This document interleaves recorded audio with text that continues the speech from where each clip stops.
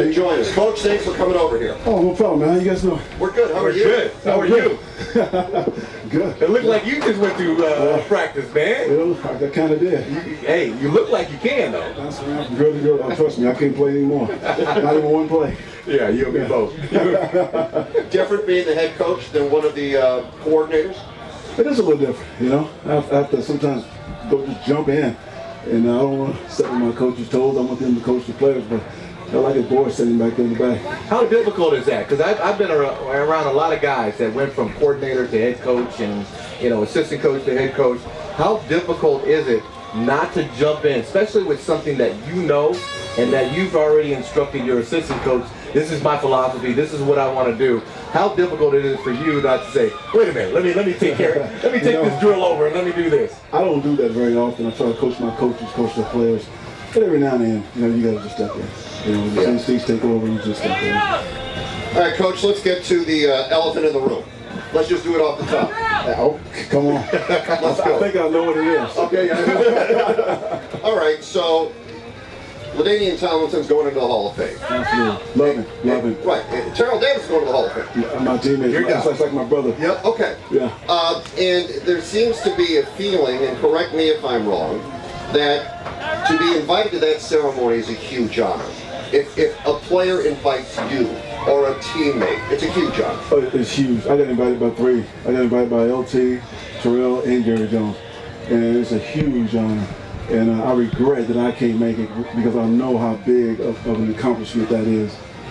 Well, you got invited by 3 in the same year. I know. That's a tough deal to say, because if there's any time to go, it's this year, but you're a first-year head coach. Yeah. And I've been invited with different guys that I played with, and certainly when I got invited by Barry Sanders, that was such an honor because I played with him my first 5 years in Detroit, which was amazing. Got invited by Michael Irvin and Emmitt Smith as well. But Barry was my guy because we came in together, and I wasn't going to miss it for the world. So, the word is that it's a little bit of an issue about Antonio and Philip being able to go to that ceremony. What's your thoughts on allowing them to go? Because I know it's a big night for the Chargers that night. But what's your thoughts on allowing those guys to go to that ceremony? Well, we've talked. Those guys contacted me a couple weeks ago. We talked, and they know that we're doing our dress rehearsal for regular season that Saturday against the Rams, a scrimmage, and we're going to make the best decision for the football team. And we're a new coaching staff, and we're trying to get this thing going in the right direction. And I definitely understand, being invited by LG. But we're going to make the best decision for the team. That doesn't mean they're not going. Oh, that doesn't mean they're not going. No, that doesn't mean they're not going. I never said that. I don't know why the hell people read Twitter and think Twitter is fine. I don't know where that came from. President. Maybe that's the problem. I don't know. But yeah, I got blindsided. I walked on the practice field today and someone told me that. I had no idea. So yeah, it's an honor to be invited. But those guys are torn. But they want to be there with their teammates. At the same time, they want to be there with LT. Right. So I can give them some time to think about it. So being that you're, I'm sorry, Fred. So being that your first year here, you're trying to get things right off the right foot and all that thing in LA. I mean, it's a lot, right? Yes. But also those guys being veterans. Does it make it easier for you guys to have a real conversation about, okay, what do you guys want to do? Okay, how are we going to handle this? Let's handle this together and make the best decision. And then whatever decision is made, you guys are all collectively decided to do this. There you go. Okay, good. Yeah. So you're going to let them, in essence, really think about it and come to you and say, Coach, this is what we want, and then have the conversation. Well, we're talking through it right now. That's all you can ask. No, that's a very different story. That's perfect. And Well, hell yeah. That's why I don't understand why you just take something and run with it. I mean, just pick up the phone and call me. Okay, so we cleared that out. 2 days so far. Training camp open. You're here. How does it feel right now? You've got the fan base out here. It's incredible. The atmosphere is great. Obviously, only a couple days of practice, but how are you feeling right now about opening training camp? I know as a player, and you know as a player and as a coach, you just can't wait for it to get started. Now it's here. How do you feel about how it's going in the first couple of days? I think it's going really well. You know, these first 2 practices, to me, they're like an extension of minicamp because you don't have the pads on yet. So we're looking at guys getting out of the huddle, communicating, getting assignments, right, and things like that. And for tomorrow, we put the pads on. And then now we can get a true measurement of our technique, fundamentals, and see where we're at. And, you know, some guys don't show up in shorts, they show up in pads. So we're waiting to see who those guys are, too. So it's going really well so far.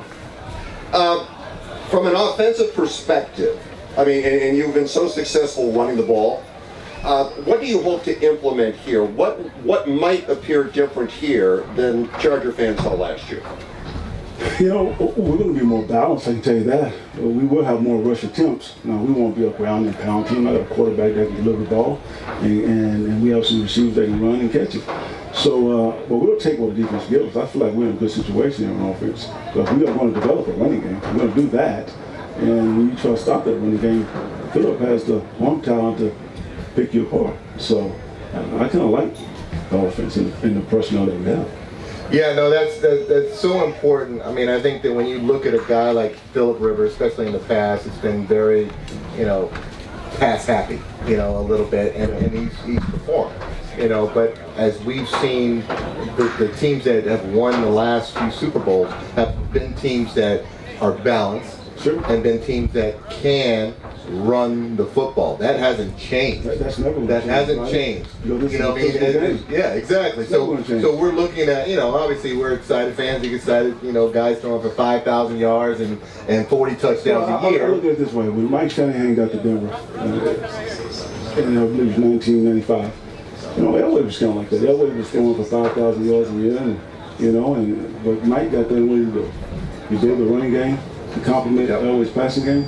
And in a 6-year period, he built a dynasty. I think that team won more games in a 6-year period than any team in full history. So, you know, you have to have that balance. All right, Mike Williams, where are we at with him, Coach?